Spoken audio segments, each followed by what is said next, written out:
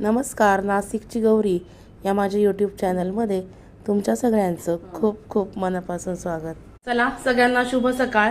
आणि आता आज जो व्हिडिओ मी तुमच्याबरोबर शेअर करणार आहे तो म्हणजे आपल्याला पुरी भाजी बरोबर जी बटाट्याची भाजी आपण करतो किंवा कुठल्या कार्यक्रमामध्ये बटाट्याची भाजी असते किंवा कुठल्या देवाच्या भंडाऱ्यामध्ये बटाट्याची भाजी रस्सा कशी असते तो व्हिडिओ आज तुमच्याबरोबर शेअर करणार आहे.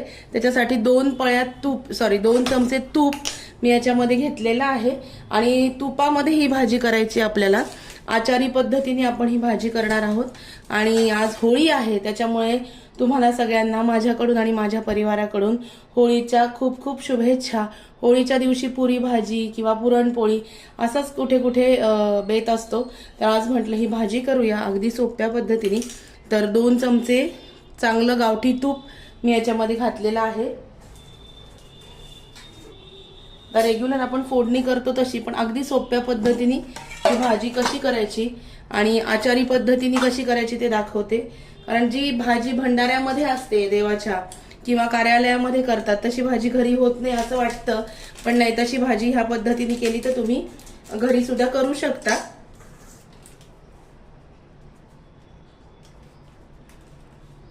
आता याच्यामध्ये थोडंसं तूप तापल्यानंतर आपल्याला मोहरी घालायची आहे, थोडेसे जिरे आणि आपल्याला खडा मसाला लागणार आहे याच्यासाठी. तर खड्या मसाल्याचं हे जे 10 रुपयाचं पाकिट मिळतं तर ह्या पाकिटामध्ये सगळं असतं. दगडफूल असतं, लवंग, मिरे, दालचिनीचा तुकडा आणि तमालपत्र हे सगळं असतं. हे पाकिटच याच्यामध्ये मी टाकणार आहे कारण ते सोयीचं होतं. हिंग घालायचा. मोहरी तडतडल्यानंतर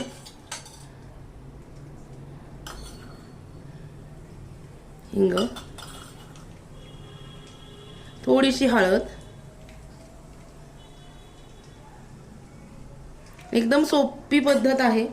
आणि याच्यामध्ये जे काही खडे मसाले जे आहेत, हा खडा मसाल्याची एक पुडी किराणा दुकानामध्ये मिळते 10 रुपयाला. तर हे सगळा जो खडा मसाल्याची पुडी आहे ही सगळी आपण याच्यामध्ये टाकूया. हे बघा सगळं असतं याच्यामध्ये थोडं थोडं. आणि हे का घेतलं मी, कारण हे एकदम योग्य प्रमाणामध्ये असतं म्हणून मी हे याच्यामध्ये टाकलेलं आहे. तेजपान हे सगळं याच्यामध्ये छान असं परतून घ्यायचं खमंग होईपर्यंत.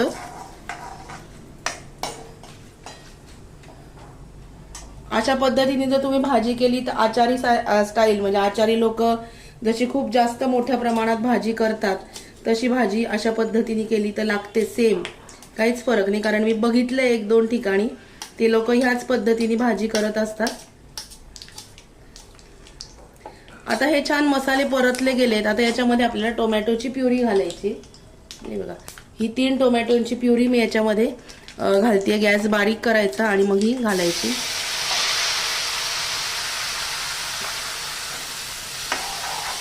ही टोमॅटोची प्युरी जी आहे ही खूप छान मस्त अशी परतून घ्यायची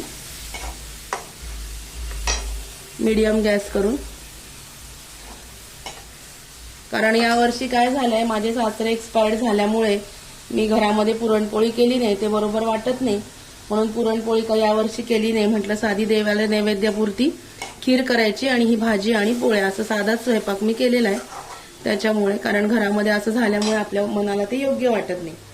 आता हे झाल्यानंतर याच्यामध्ये लाल तिखट, एकदम सोपी पद्धत आहे. लाल तिखट घालायचं, थोडासा काळा मसाला तुमच्या आवडीनुसार तुमच्या चवीनुसार, धणा जिरा पावडर हे एवढंच घालायचंय.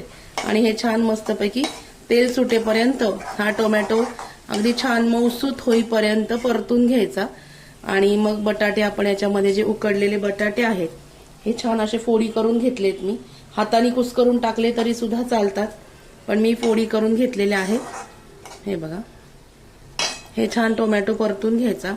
तिखट मसाला हे तुमच्या चवीनुसार तुमच्या आवडीनुसार घालायचं. कोणाला जास्त तिखट लागतं, कोणाला कमी लागतं. आणि खडा मसाला असल्यामुळे ऑलरेडी स्ट्रॉंगपणा भाजीला येतो म्हणून तिखट मसाला बेतानी घालायचा. धणा जिरा पावडर जी आहे ती मस्त आहे, ती टाकायची. आता याच्यामध्ये आपण घालूया अंदाजाने मीठ. मी ज्या रेसिपी तुमच्याबरोबर शेअर करते, मी जिथे हॉटेल मॅनेजमेंट केलं होतं तिथे ह्या सगळ्या रेसिपी अगदी सोप्या पद्धतीने आम्हाला शेफ कोर्समध्ये शिकवल्या होत्या. ते पण रेस्टॉरंट स्टाईल शिकवल्या होत्या. फक्त आपण जेव्हा एखाद्या प्रोफेशनल ठिकाणी किंवा चांगल्या ठिकाणी हॉटेल मॅनेजमेंटचा डिप्लोमा करतो तेव्हा ते लोक आपल्याला असं सजेस्ट करतात की फूड कलर शक्यतो वापरायचा नाही. बाहेरच्या भाज्यांना कसा लाल रंग असतो, कोणाही चटण्या पण हिरव्या गार असतात. आपली नॉर्मल चटणीच आपण संध्याकाळपर्यंत ठेवली तर थोडीशी काळी पडते.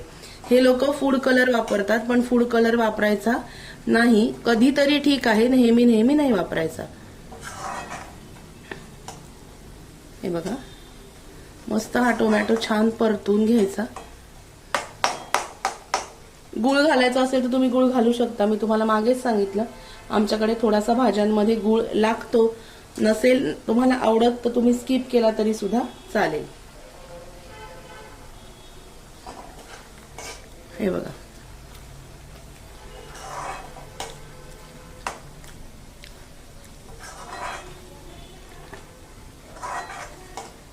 मस्तपैकी टोमॅटो छान थोडंसं तेल सुटेपर्यंत परतून घेऊया. टोमॅटो छान परतला गेलेला आहे. आता हे जे बटाटे आहेत याच्यामध्ये घालूया आणि हे छान हलवून घ्यायचं. माणशी 1 ते 1.5 वाटी पाणी असा रश्श्याचा अंदाज असतो, तो तसंच धरायचं. 4 माणसं असतील तर साधारणतः 4 ते 5 वाटी पाणी. आता मला अंदाज आलाय रोजचा, त्याच्यामुळे मी अंदाजे घालते. ज्यांना अंदाज नाहीये त्यांनी माणशी 1 ते 1.5 वाटी पाणी ह्या अंदाजाने रस्सा धरायचा असतो. हे बघा, आणि टोमॅटोची प्युरी, धणा जिरा कूट हे सगळं लावल्यानंतर रश्श्याला बाकी दाण्याचं कूट वगैरे काहीही लावायचं नाही. भाजी छान मस्तपैकी उकळू द्यायची. याच्यामध्ये मात्र मी थोडासा गुळाचा खडा घालणार आहे, ऑप्शनल आहे. तुम्हाला नाही लागला तर तुम्ही नाही घातला तरी सुद्धा चालेल. याच्यामध्ये मी गुळाचा थोडासा खडा घालणार आहे. आमच्याकडे थोडीशी गोडसर भाजी लागते त्याच्यामुळे.